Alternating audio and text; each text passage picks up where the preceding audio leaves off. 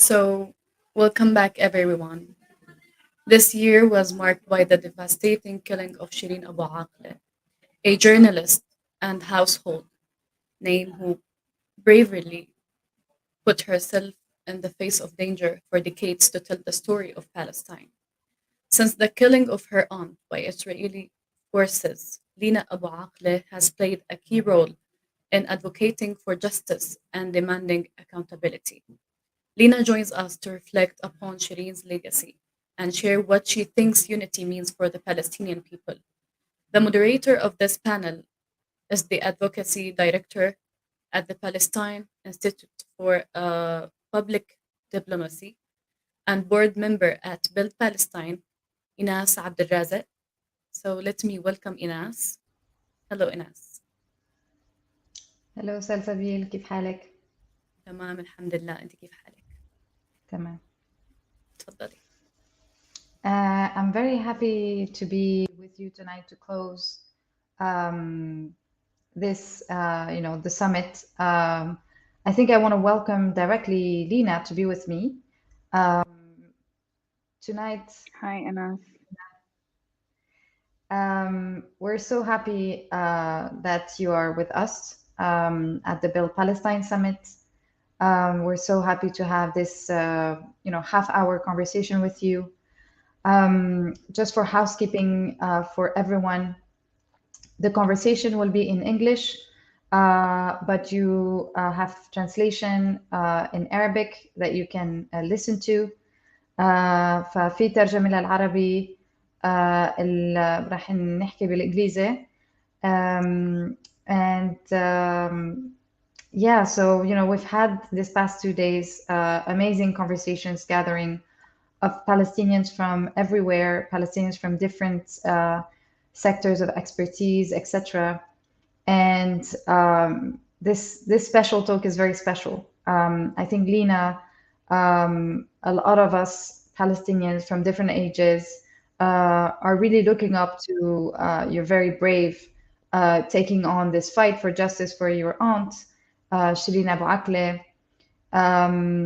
And I think both to highlight, her immense legacy, but also to still seek justice, because up to now, 5 months after she was assassinated by an Israeli soldier, by Israeli occupation forces in Jenin, you're still looking for justice. So first, I want to thank you very much, because I know these past months have been extremely, extremely busy for you. And I really want to also thank you for being brave. I know that you're still, you're still processing, you're still, processing your grief. And I think, being out there in the spotlight is something that is really brave to do, and always putting a face. So, you and I were discussing before how it's sometimes tiring to always have to, be discussing, be articulating, be representing when you're still living in this difficult moment. So first, with you, I really first maybe want to ask you, how do you feel, and where you're at this moment with the I think with the fight for justice for Shireen. Maybe you can explain to people what you've been doing in the past months with your family, and where you're at, and what's the situation now. Yeah, thank you so much, Inas. Thank you for having me and to being part of this summit. I really appreciate it.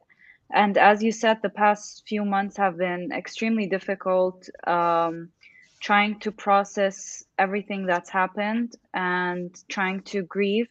But at the same time, we haven't had that moment where, as a family, we're grieving like any other family should.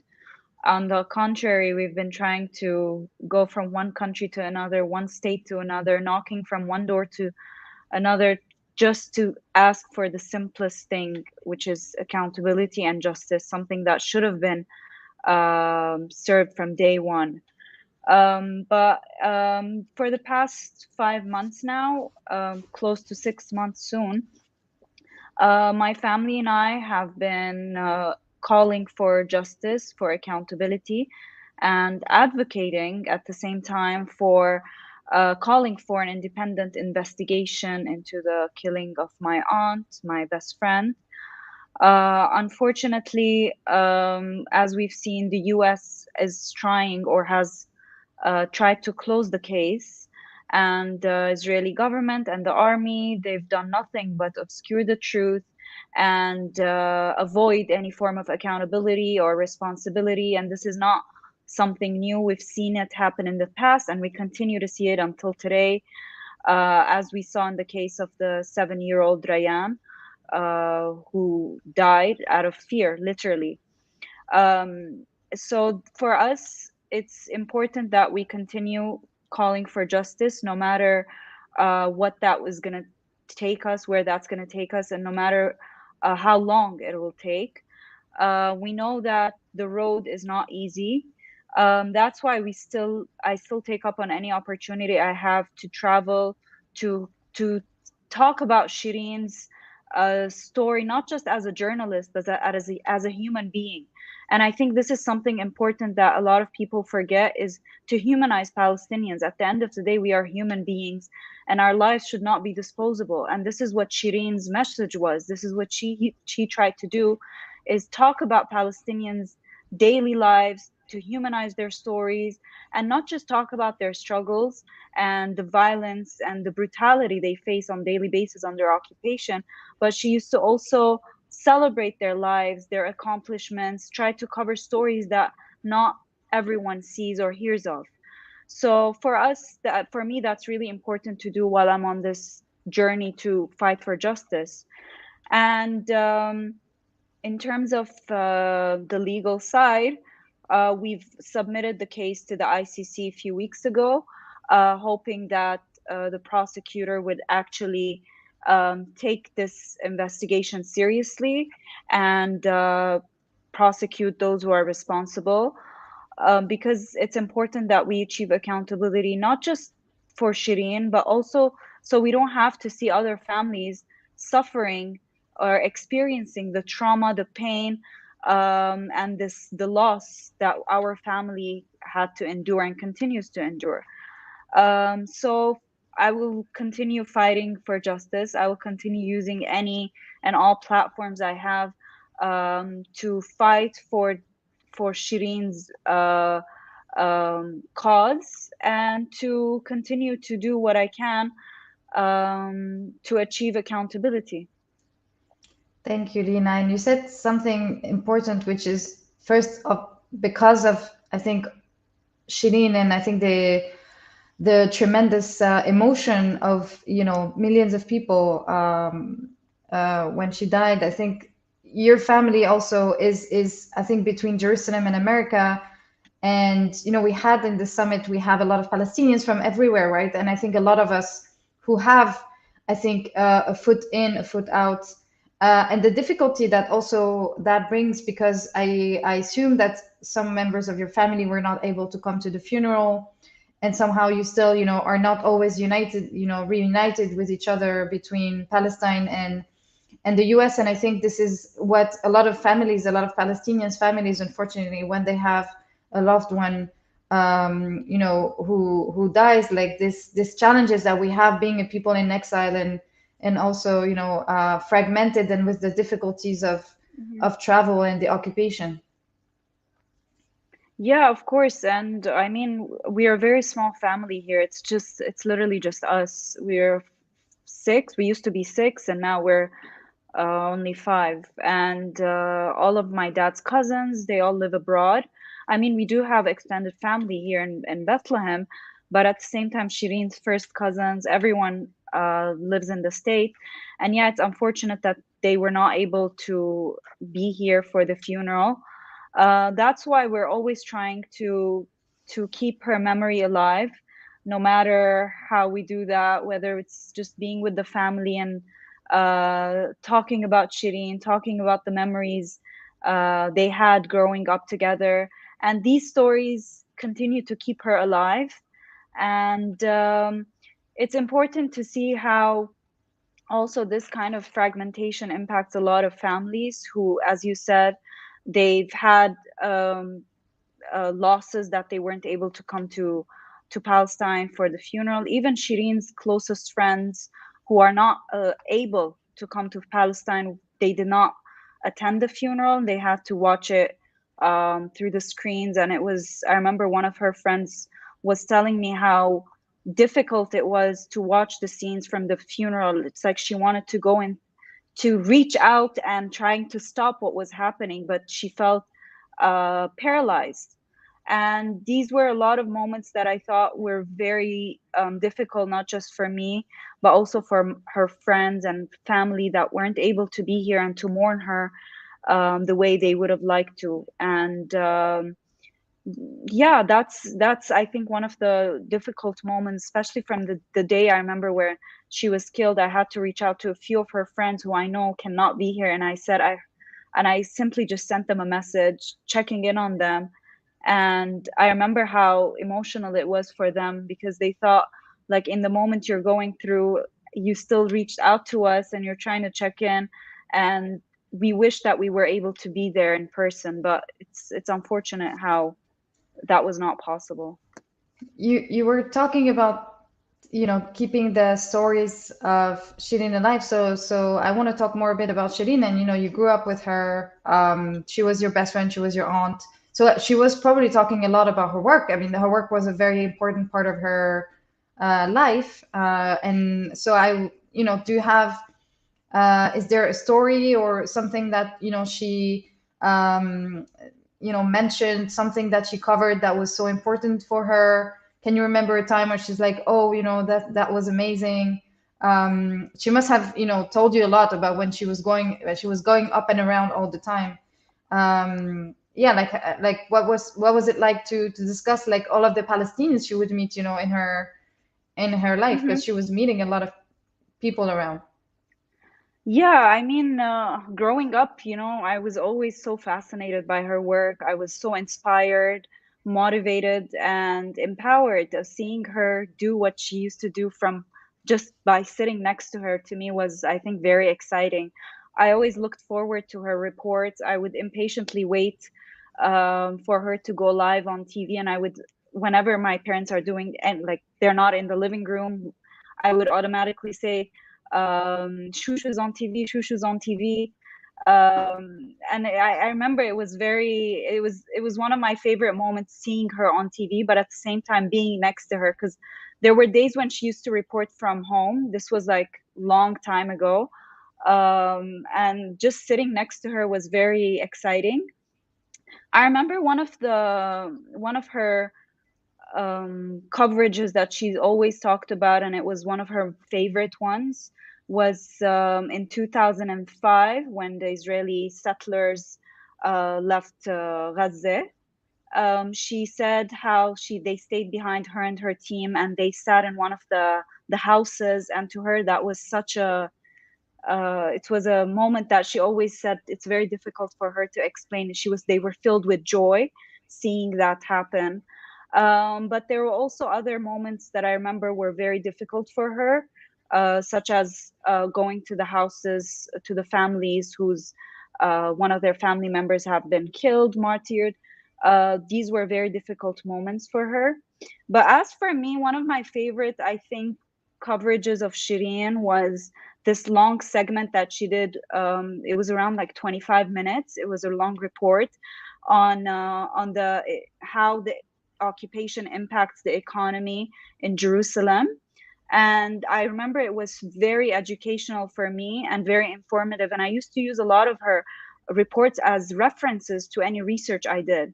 And one of the main reports that until this day has inspired me a lot and was the reason behind my master's thesis was her report on the struggle to access water for Palestinians, especially in the Jordan Valley, due to the illegal settlements, and how Israel controls water, and the fact that Palestinians have to buy the water from the Israelis. So this was, I think, one of my favorite reports, as it wasn't just informational, but it was something that inspired me to research and to expand my interest in this field when it comes to Palestine, especially because I remember she told me, Lina, not a lot of people cover the issue of water, especially in the West, and the way the West frames it is not as it is in reality. They frame it as Israel being this hydrohegemon that has succeeded in blooming the desert, while in reality that's not what happened. So she told me it's very important that you're right about this, and she was very interested in my research, and she always wanted to even learn more from from the academic research I was doing, which to me was fascinating because I'm like, you know it all. But she was always so interested in anything I decided to work on, any research, and she followed up, helped me, and it was because of her that I learned how to conduct field work, interviews. So she's played a major role in my academic career, I would say. And she inspired so many young women to become journalists. Of I mean, course. that I think was one of the things that was very clear. After I think it's all the young women who really looked up to her, and she was a role model for so many. And I think what you're saying is basically she did, I think, challenge the colonial narrative, and I think Israel's narrative, which is also a lot of the discussions that we had during the summit. Really, it's about the importance of education and information, and she was a central part to, I think, informing, educating about the reality. And I think it's very important to also remember that she was not talking to Palestinians; she was talking to the whole Arab world, and that's also so important because I think at a time where there is normalization and a lot of the West actually thinks that we've been abandoned by the Arab world, but at the same time, I think the people, they were still watching Shireen, and they're still watching Al Jazeera and all the brave journalists that are still doing the job there, to tell the truth. So I was also wondering what was the reaction from the region. Did you get people from the region reaching out, or what was the talking about just how she empowered a lot of young women. It wasn't just in Palestine, but it was all around the Arab world. When I was in Morocco, it was in June, right after she was killed. A month later, I was there for an event that was honoring Shireen, and it was part of this award ceremony for journalists or students learning studying journalism, and they were giving out awards for projects. And I remember one of the students he was also an award winner. She came up to me. She was crying and she was hugging me and sobbing. And she told me, Shireen is the reason why I chose journalism. Keep in mind, this was in Morocco. She said, ever since I was young, I was always watching Al Jazeera, watching her reports, following her, trying to follow in her footsteps. And she's the reason why I won this award today. And she was like, I dedicate this award to her. And honestly, I was very touched. It was such an emotional moment because I never realized the impact she's had and the level of her influence. So yeah, for sure, we've received a lot of support from so many Arabs from all over who continue to reach out and tell us, like, we've been watching Shireen ever since we were young. Even when I was in New York, I ran into a Syrian and he told me, I learned about Palestine through Shireen. I learned everything that I need to know about the occupation through Shireen. So these moments were very heartwarming. Even a few days ago when I was in France for an event, the Uber driver told me, he said, where are you from? I told him I'm from Palestine. I'm here for an event honoring Shireen Abu Akleh. The moment I said that, he was very emotional. He kept praising her. So it's these moments that make me realize that Shireen was able to impact a lot of people, but at the same time, she informed them about what's happening, what's the reality on the ground, and how Palestinians what they're facing. But at the same time, just talking about Palestinians in general was able to inform a lot of people abroad, regardless of what their government's positions are, what are their agendas. The people at the end of the day continue to support Palestinians, and that's, I think, something that Shireen aimed to do.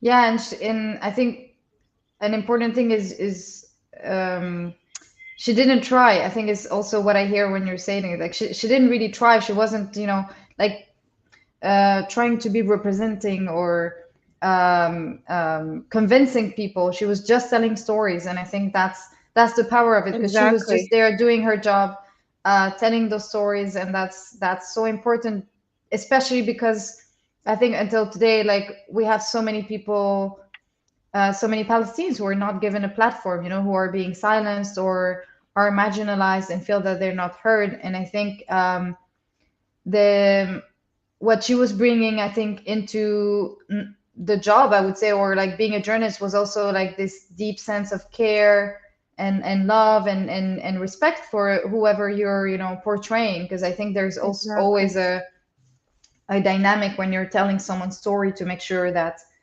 as you said, these people are humanized, these people are centered, a voice of someone. You're not trying to kind of speak for them, but just really giving them that voice. And I think she was an important part of that. Yeah, yeah. And she always was looking forward to new stories. She always tried to find a different angle to cover something that she's already discussed before. But at the same time, she thought it's really important. Every single event is important. For her, everything was news, and it was important to cover it all.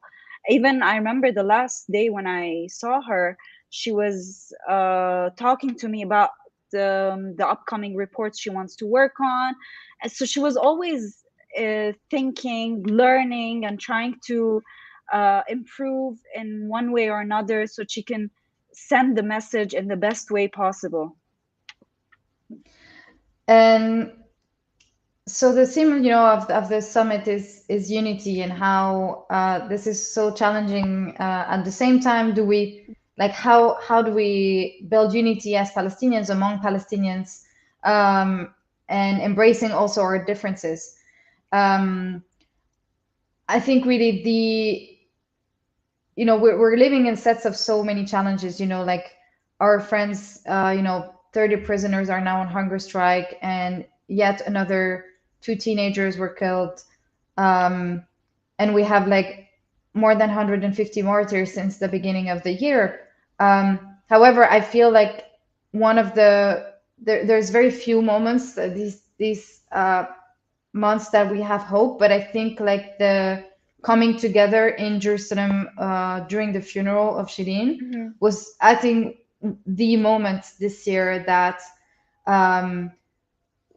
had its lots of horrific images, and I think what was happening at the hospital. But then I think that for all of us, seeing that crowd, Mm-hmm. coming from all over Palestine, uniting, was a tremendous message of, I think, hope, and I think something that we need desperately, in terms of Yeah. how can we come together. And she really managed to, she brought us all together.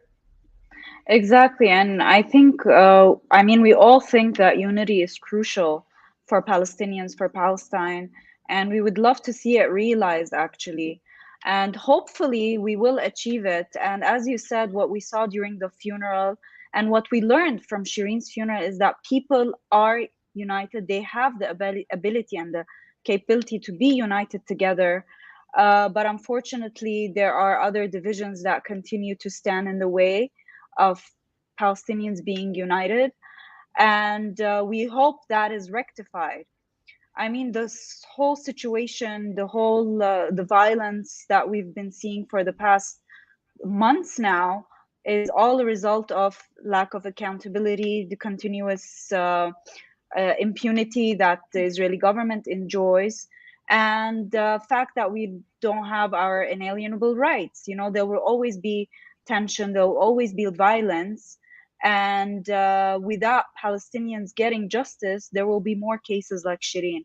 And that's why I continue to advocate, continue to call for justice for Shireen, because when there is no accountability for what happened to her, Palestinians continue to be targeted, journalists continue to be targeted. I mean, it was only a few days ago when 2 journalists were shot, were injured. So these are all important to keep in mind, because it shows that the lack of accountability, lack of justice, will continue to keep this cycle of violence going on. Therefore, it's really important that there's unity, so we can continue being resilient and steadfast as people.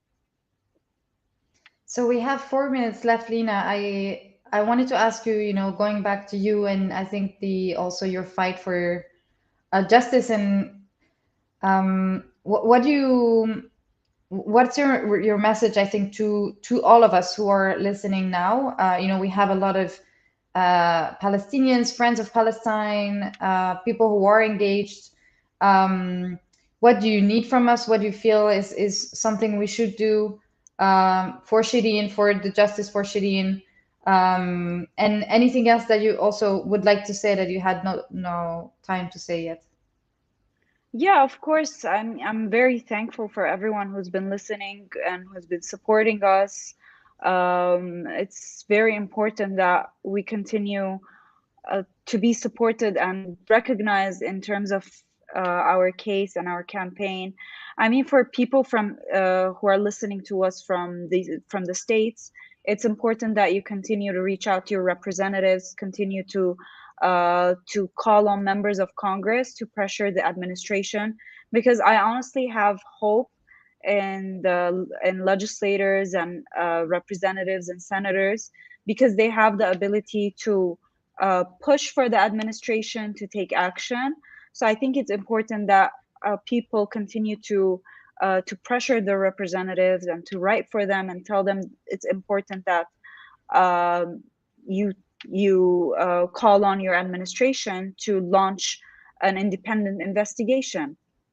And as for others from different parts of the world and locally, it's just important that you continue to talk about Shireen, continue to talk about her story and what happened to her, because what happened to her isn't a separate incident. This is not something that we've not seen before. It's part and parcel of this entire occupation. And just continue to call on your members of parliament, members of Congress to take up their role and uphold the values that they preach in terms of press freedom, human rights, and democracy. And of course, protection of journalists.